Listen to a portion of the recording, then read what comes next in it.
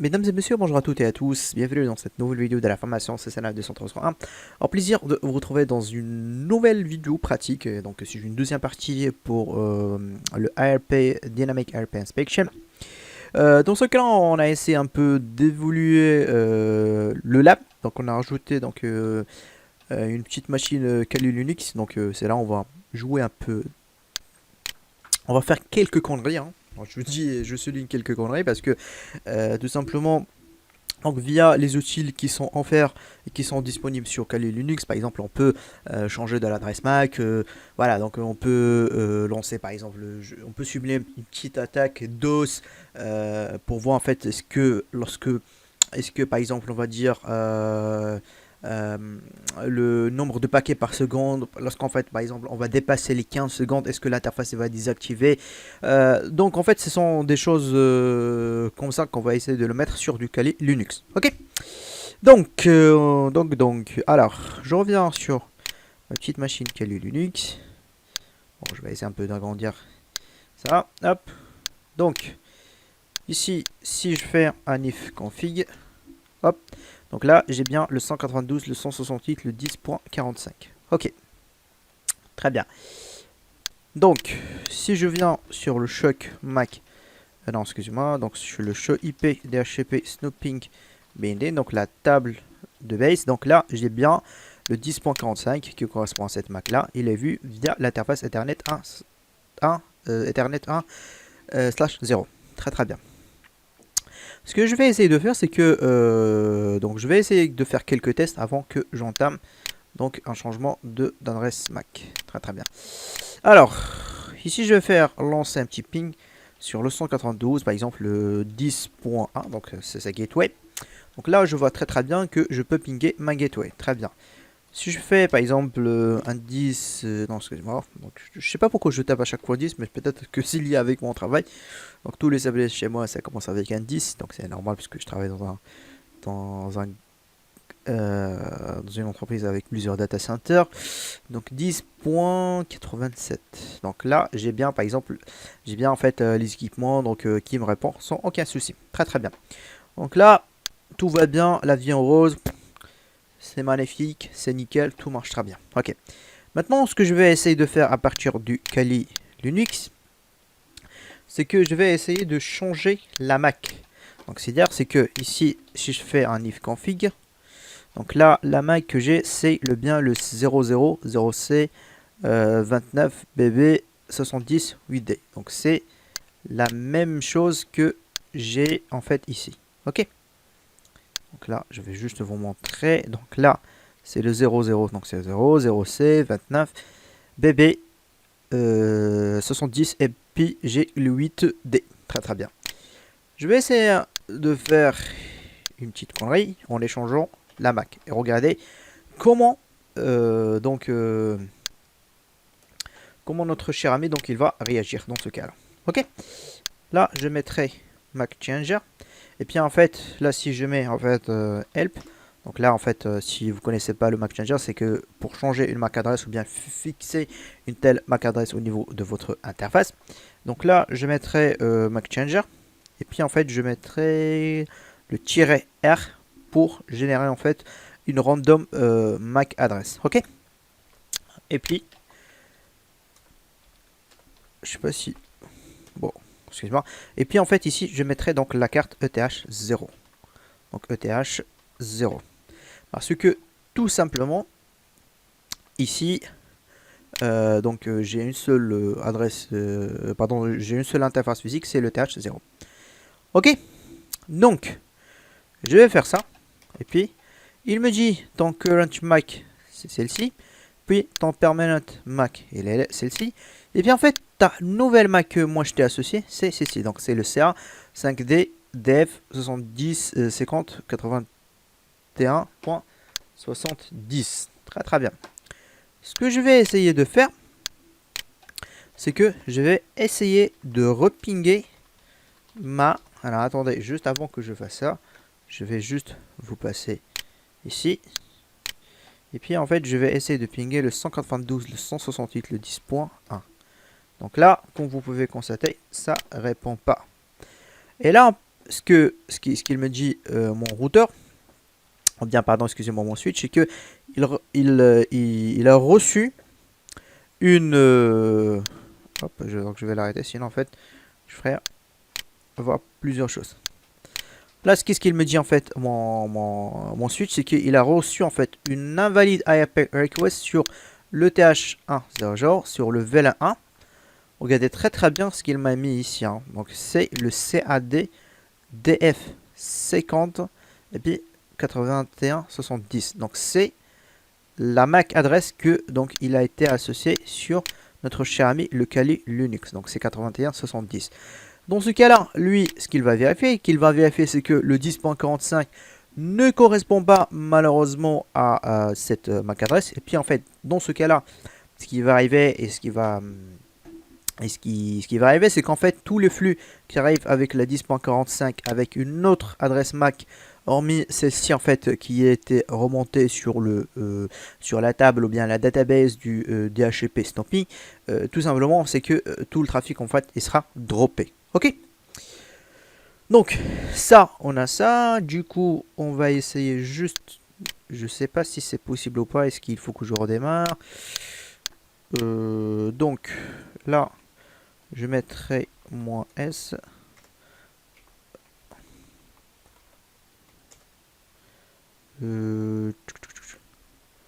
Current Mac. Config.